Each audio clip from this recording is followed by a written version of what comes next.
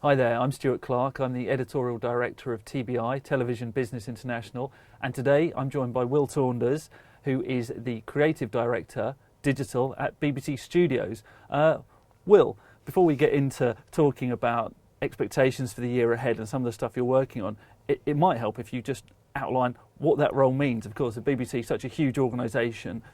For a long time, the BBC made in excess of 40% of all of its television programming with what was called BBC TV Production, the in-house production arm of the BBC. Earlier this year, we were greenlit to become a commercial subsidiary at the turn of the financial year, BBC Studios. And as we all know, the era of content is changing massively. So my job is that I lead on the digital development and winning new business and looking at essentially what the next form of content that we could get behind could be.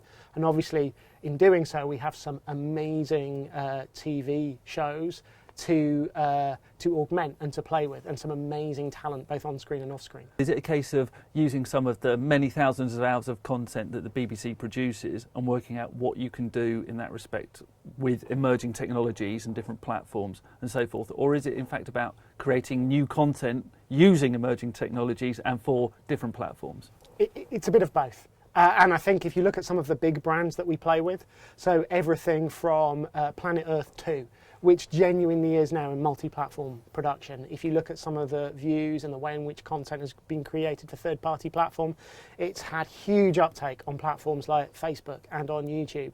But it's also one of those shows that has managed to understand how best to take the advantage of emerging technologies like virtual reality and 360 video. So we do an awful lot of brand stretch around big IP. And we also look at the next form of IP we could generate from the ground up, that is either new forms of factual storytelling or fiction storytelling. And with the first part of that story, with a Planet Earth or one of these huge franchises, because I guess at the beginning of the sort of digital storytelling era, I guess it was very much bolt-on. Yes, I would argue that increasingly a lot of the need and impetus to do this is coming from the creators behind the show. A lot of people, including on-screen talent, see the need to stretch their idea across multiple platforms. And increasingly with some of those big pieces of IP that you mentioned, like Top Gear, like Planet Earth, they're global brands. Those are also things that the BBC Public Service now often invest the minority spend into.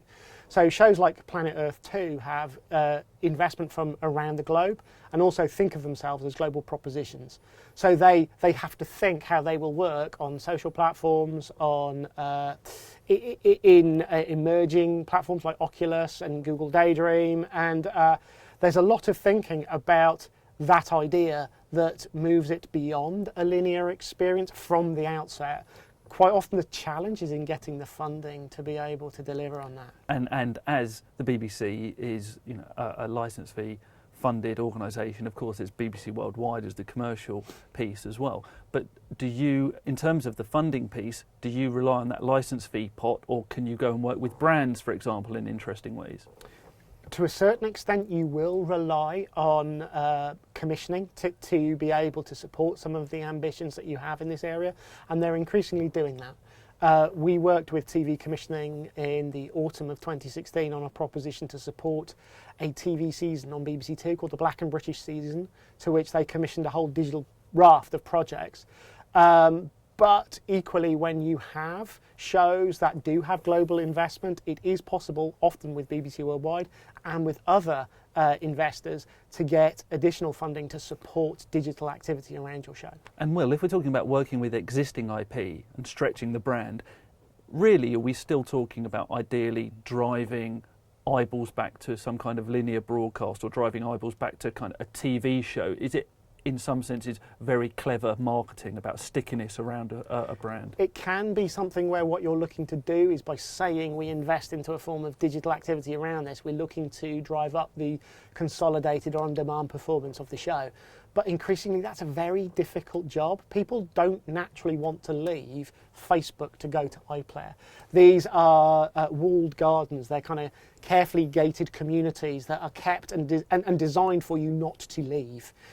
So increasingly the thinking isn't just about can you drive on-demand performance. It's very much a case of can you drive awareness or credit back to the organisation so that there's attribution to the BBC or attribution to Planet Earth in an area where quite often you'll find an audience might not come to it on television. Are there things you can do and experiment with that a purely commercial organisation might not be able to do?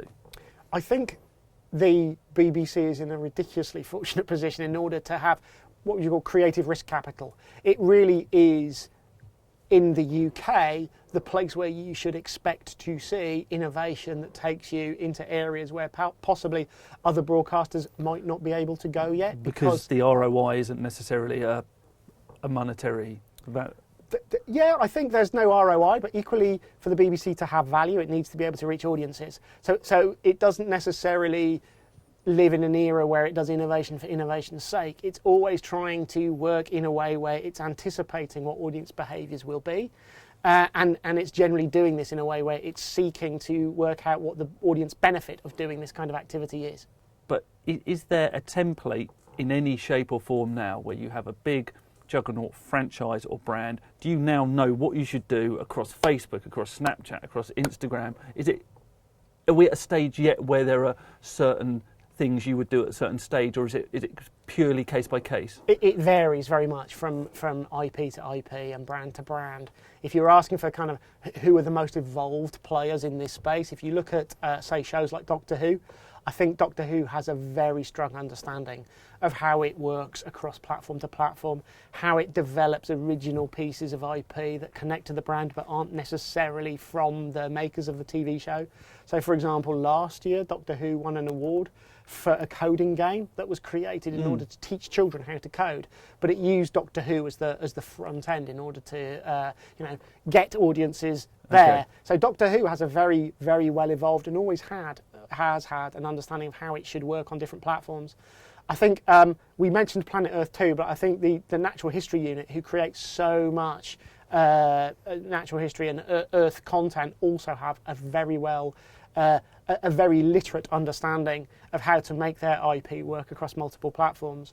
And increasingly inside the BBC, you look at areas like children's. CBBC is almost now platform agnostic in the way that it approaches content commissioning. Perfect. Will Saunders, thank you very much for joining us, and look forward to seeing you at TV Connect. Thank you.